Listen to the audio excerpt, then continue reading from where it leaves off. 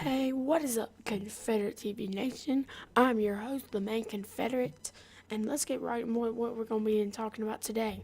Today, we're going to be talking about how 89% of people cannot pray in their schools. That's right. The 2014 General Social Survey reported that 21% of Americans had no religion, with 3% being atheists and 5% being agnostic. So what's the other? Can I do simple math? Hold up. I doubt I can do simple math. Hold up, y'all. Give me 2 seconds. Give me a sec. 8.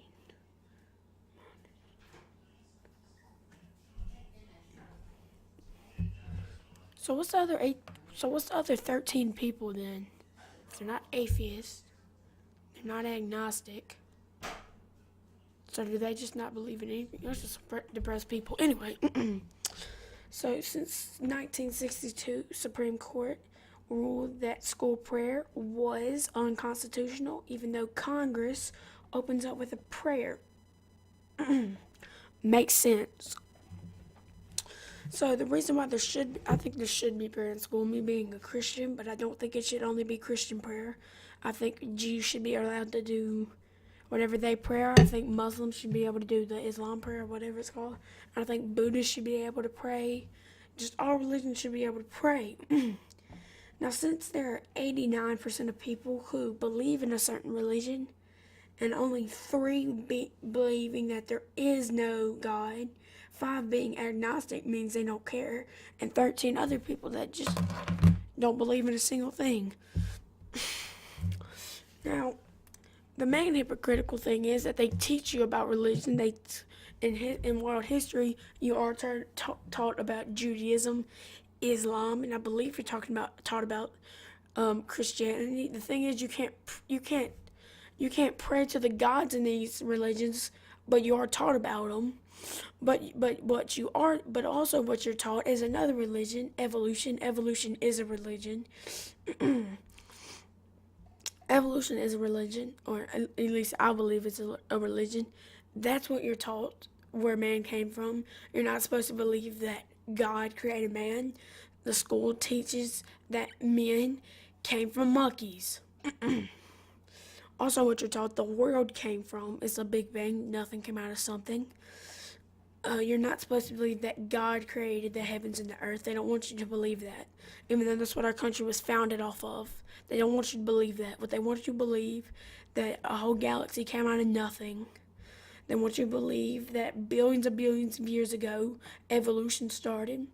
Jellyfish type creatures turned into fish turned into amphibians turned into reptiles turned into mammals, and now we're here. Thing is, there's no bones to suggest that evolution took place. Like Lucy, what you're taught is that Lucy was some type of monkey human hybrid, even though scientists do believe Lucy was probably a monkey than a human, because all they found were bones from Lucy that kind of make up a monkey more than a human. Some scientists also believe that Lucy fell from a tree from 40 feet up in the air. That's how they believe she died. There's no bones that suggested that fish turned into amphibians turned into reptiles. There's no like bone hybrid type of that thing. You say these things to evolutionists, they can't say anything to you. But they'll ask you, where did God come from? The best thing to tell you I can't talk for some reason. The best thing to tell these people is that you're saying God can. Let's see here. How do I phrase this?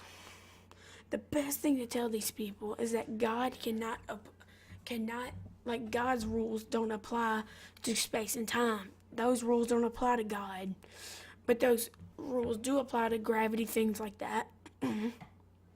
those So basically, nothing can't come from something, or you can believe this, but atheists believe strictly of science.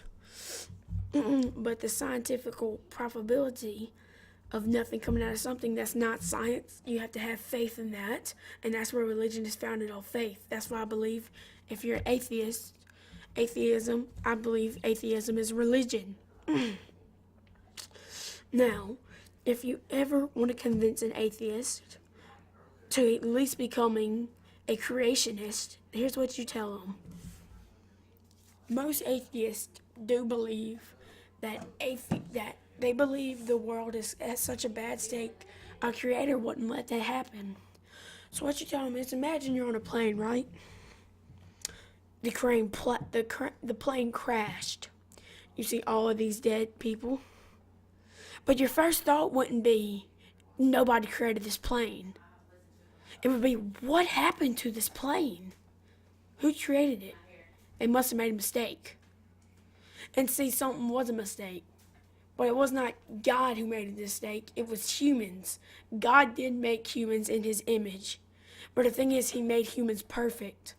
But then they disobeyed God. These humans were called Adam and Eve. He told them not to take the apple. He told them not eat the fruit from the tree. They ate it anyway, or Eve did, and then told Adam to eat it. That's why there's sin in this world. That's why people have sinned. Now, I'm sure somebody would have sinned down the line, but we can't really say that. I've heard this question before. Why did God make that tree if he knew Adam and Eve wouldn't eat from it? To test them. He knew what the outcome was going to be. But it was some kind of game he wanted to play with them, I guess. Just to test them. But he knew what the result was going to be. It's like when you don't study for a test, right? You know you're going to fail, but you still take the test to see what the test is like. Alright guys, that's my opinion on school prayer and basically the whole atheist type thing. I might do a part 2 to this video, but right now I'm signing off. Peace out. I will see y'all on the flip side. Dang, that was good.